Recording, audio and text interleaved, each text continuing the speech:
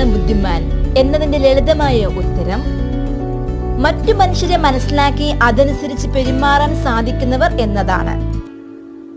പഠിപ്പും വിവരവും ഉണ്ടെന്ന് കരുതുന്നവർ നിസ്സാരന്മാരാൽ കബളിക്കപ്പെടുന്നത് കാണാറില്ലേ? വിദ്യാഭ്യാസം ഒന്നുമല്ല ബുദ്ധിയുടെയും യുക്തിയുടെയും അടിസ്ഥാനം. തന്റെ മുന്നിലേക്ക് വരുന്ന ഒരു വ്യക്തിയുടെ ഉദ്ദേശങ്ങൾ കൃത്യമായി മനസ്സിലാക്കി അതനുസരിച്ച് അവരെ കൈകാര്യം ചെയ്യുന്നവർ തന്നെയാണ്